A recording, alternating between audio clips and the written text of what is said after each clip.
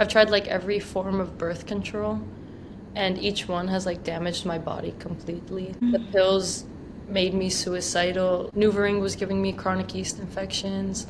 The IUD gave me ovarian cysts. The science behind like vaginal health is like really behind when it comes to like treating this organ as like an organ that's vital for your entire ecosystem rather than just like a reproductive organ. I've tried like every I think of my boyfriend and each one has like damaged my body.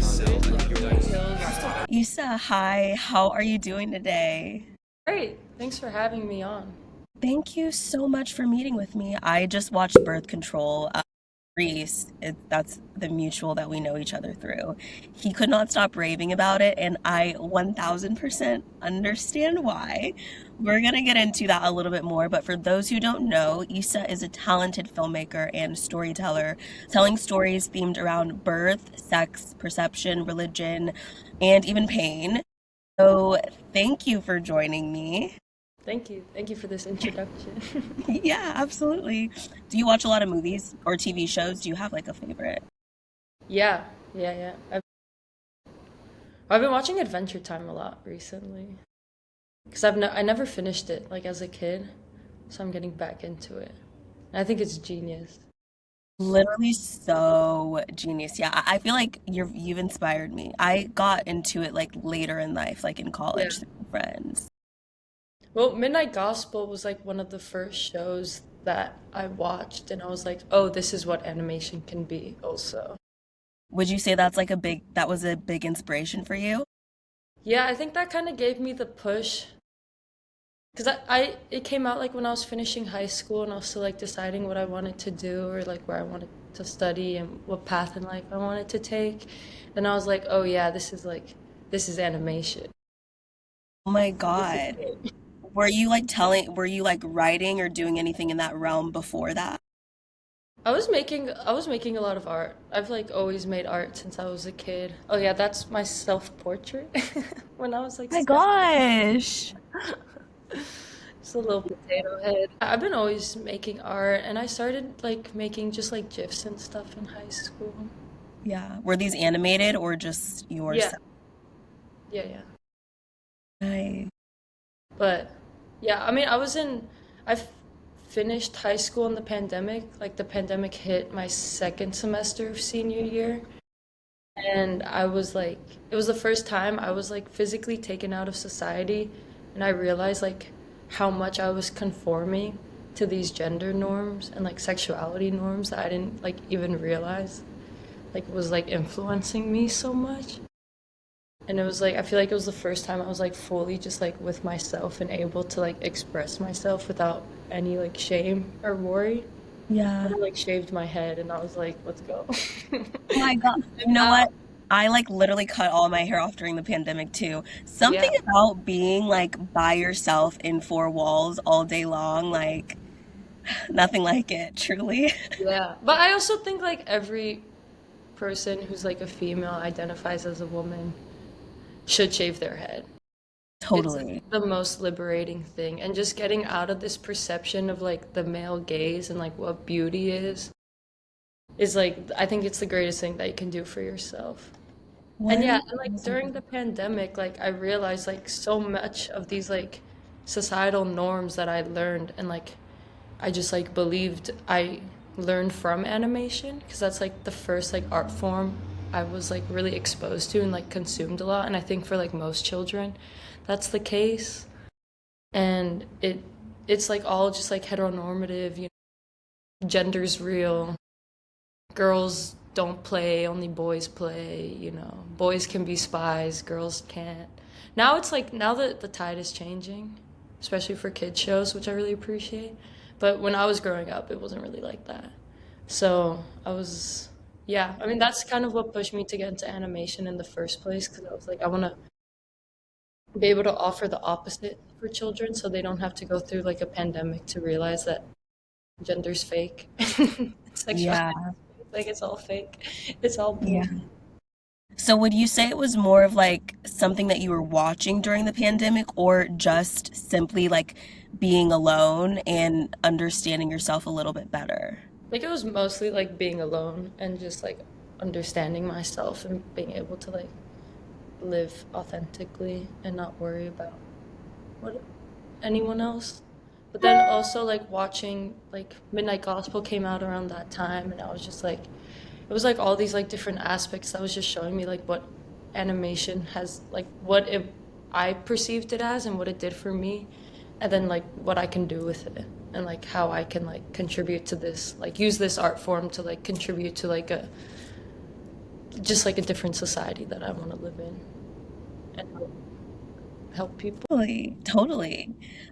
Speaking of helping people birth controlled, I want to talk about it. I think I watch short films a lot, like literally almost every day. I'm like being sent short films. This is definitely the most unique short film I've seen all year. I really like it. I really thought it was Wow. brilliant. Yeah. Thank you. That means so much to me. Oh my God, yes. Like, I understand 1000% why Reese was raving about the short film. And, like, how did this idea come to you? Physically, I was taking a poop one day and I was pushing really hard and I felt my ring start to come out. And I was like texting my friend, I was like, oh my God, I almost just shat out my ring. And he was like, what the fuck is a ring? And I was like, oh, like, I was just like, wait, like, imagine like I like birthed out my ring and then like someone comes and fucks me and I'm on a game show. And I just like, it was typing it all out and I was like, wait.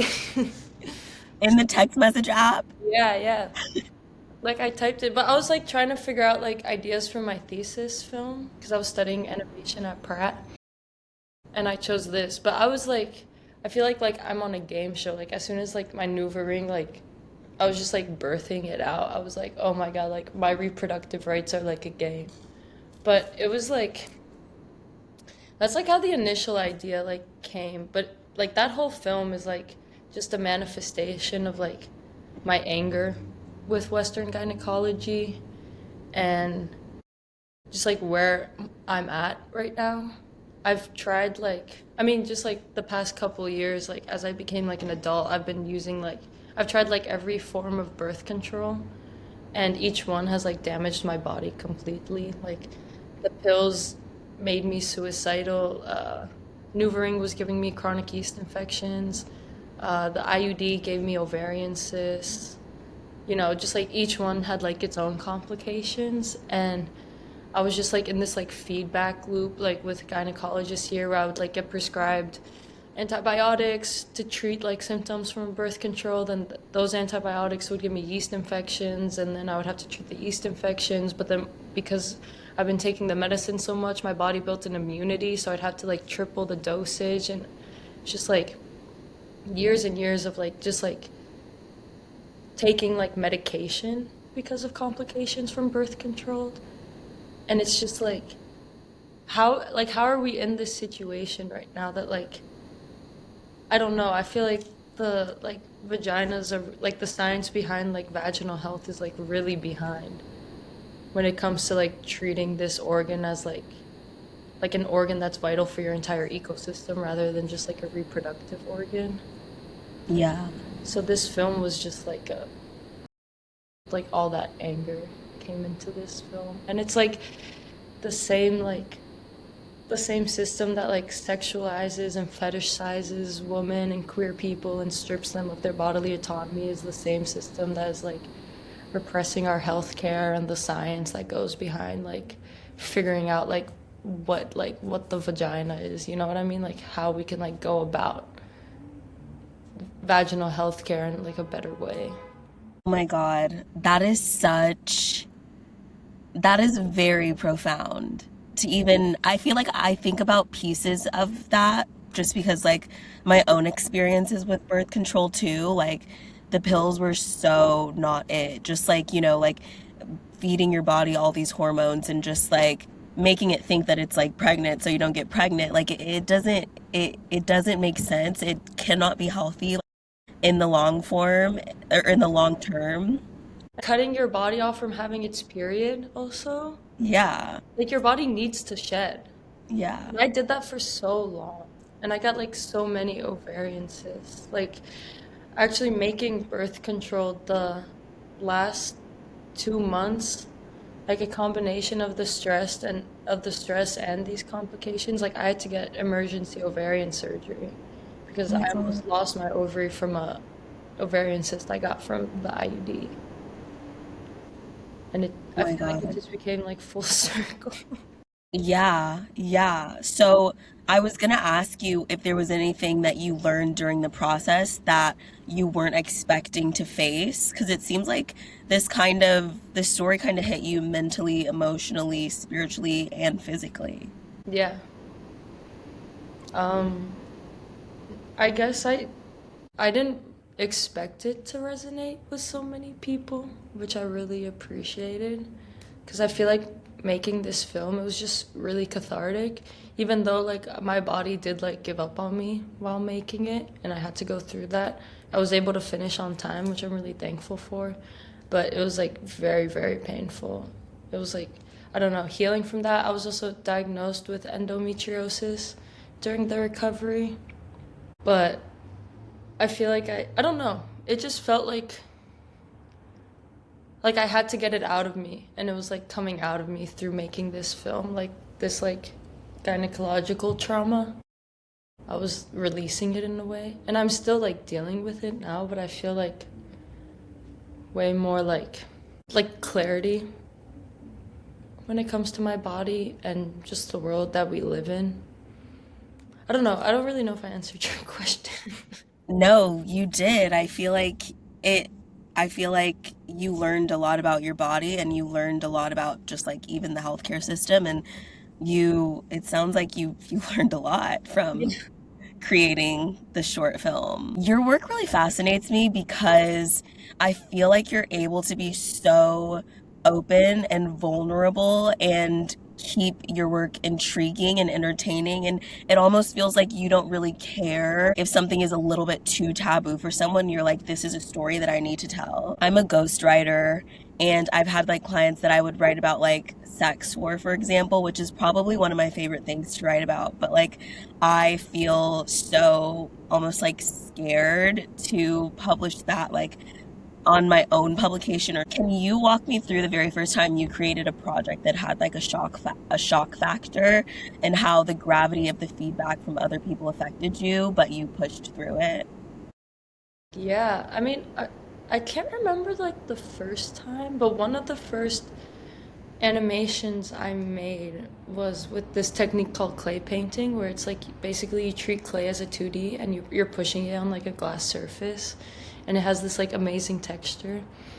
And it's this person giving a woman head, and she's like sucking her dick, and then she bites it off, and the narrative in the background is like, when you're sucking someone's dick and it smells like sweat, like why do you continue? And she bites it off. And I think what I was most scared for was just my parents' reaction, because I was like, I don't want to break this bubble of like Literally. seeing me as like a sexual being. But they're the most supportive people. Like Yeah. they're my biggest fans, so I think I feel like pretty comfortable now with that. But that was like most my only concern. Yeah. I would But say like same. yeah. Um but yeah, I mean with like my sex work, like my sex animations and stuff, I think what really drives me is like this like trope that like women have to go through sexual humiliation to learn like what's good sex and like how to be respected. Like, like every girl like has like given head when they didn't want to, or like, like when it's like not tasting good and it's sweaty or whatever, but you feel like you have to keep going, and like you don't expect anything in return. And like just like everyone's like, oh yeah, the first time you have sex, it's gonna suck, it's gonna be painful. That's just a part of like growing and learning. And I feel like that's such like a harmful, just such a harmful headspace to like accept and like pretend like that's normal and that's right. That like women have to go through sexual humiliation in order to understand like what good sex is. So I think a lot of my work like tries to highlight that and make fun of it also. Hmm. Like I have this film called All the Men I Slept With When I Was Straight. Yeah. and it's really highlighting that. And that one I'm still a little scared for my parents to watch. I haven't showed them. That one's on your website. Yeah, yeah. Yeah. I browsed. Thanks. In animation, there's so much more freedom to tell stories in the exact way that you want to. Yeah. Were there any challenges that came with that? Um, just my own limitations, because that's really like animation can do anything, like anything you want. It's like if you physically can or can. So, time and my own like drawing abilities. Yeah. Okay. My Um, your your filmography, it sits at an intersection of intimacy, intrigue, and vulnerability. How did you allow yourself the freedom to express yourself in these ways? I guess that kind of goes back to at the beginning, but even now I feel like looking at your portfolio, you really like push the boundaries. And like, yeah, I want to know like how it feels to like be free in that way, I guess. Um, I think it feels good. Sometimes I get like imposter Hmm. syndrome. Yeah. Yes, because I guess like thinking about my work because it's very comedy based and like it does have a lot of this like shock factor like and a lot of nudity and a lot of grotesque imagery and I try not to censor really like whatever like yeah, I try not to censor anything, but I think a lot of people take it as just like they don't take it seriously and they don't take like what I'm trying to put into it seriously, like the emotions behind it or just like yeah, the messaging or whatever because it's so like, oh my God, it's like a dick in your face, you know? And I think that's something I've been trying to come to terms with and like just understand that just because like people are like knocking it down and treating it as just like a joke doesn't mean like it's not like profound art.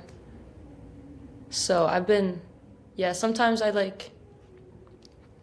go through phases where I'm like, am I just like making memes or is this like film? But But I think that's mostly other people's critiques that I'm internalizing and not really how I feel about it. Because I do feel like, I don't know, I feel like I really am like expressing myself with my art and I am like helping myself like liberate. Like I'm helping like I don't know, I'm like healing with it in a way. Yeah. No, that's amazing. I definitely can understand like how that could be hard because I feel like there has to be like a certain level of like intellect people even need to have to really understand what you're trying to say past just making jaws drop, you know? And I feel like Yeah. that could definitely like affect how you receive that feedback or the perception of others for sure.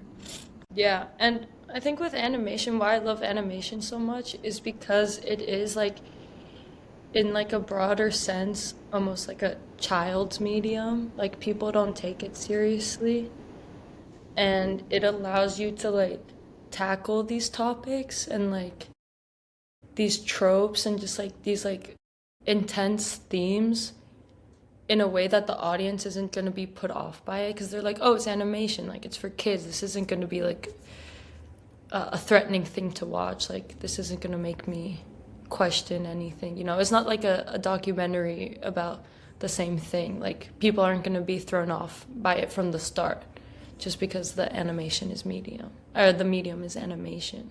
So I like taking advantage of that in a sense. It's a really great strategy. You've created and acted in your own live action performances too, which I saw on your website. One of those being Cow, which is a performance of a cow grazing on a public street in New York. What kind of responses did you get in real time when you were doing that? So I started that with my sister and my sister Daniela and my friend Ariel Rich. Ariel's the she paints the cows. So we started it in my neighborhood in Bed-Stuy, just like on our sidewalk. We found a piece of turf, and I was not expecting the amount of men to pull up and just stand and just like stare at me. which I guess like I couldn't be mad about because I was doing it publicly, and like that's just what happens when you're naked in public as a woman. Um, so that was kind of off-putting, but it was like I was just like, you know what, like fuck you, like fuck it, like Like they just stood and just stared. yeah, and there were some like comments and stuff, but if like we did have to tell people to like go fuck off because they were being annoying. Um, but we did it again in recently we did it in London for my friend Ariel. She had a solo show for her cow paintings, and we did the cow performance there, and we built like a enclosure, and those reactions were really crazy. Like a lot of people cried, and then a lot of people were just like, I mean, some people just like came in, didn't know how to react, like awkwardly laughed, and then like walked away. Like I feel like it really was like people were like really confronting this idea of like the female body like being like exploited and commodified as like a cow is, and like fetishized in the same way. Yeah, I wasn't really expecting people to cry, but Right. No, people cry. But it that's was, wild, but that's touching. yeah, yeah. And it was nice, like in London, the way we did it was, yeah, it was like a separate enclosure from the rest of the gallery. So it did just become like a place for people to sit down and talk as we're just like grazing next to them and like weaving through these people. And just, I feel like the conversations I was listening to were like really intimate. I feel like it just like allowed people to just like open up and like immediately like break a barrier of like, I don't know, self doubt or something. I guess like if you're confronted with something so intimate and like shocking, it kind of breaks your barriers a little bit. Now that you have an array of your art into the world, what emotional permissions do you hope your work gives your audiences?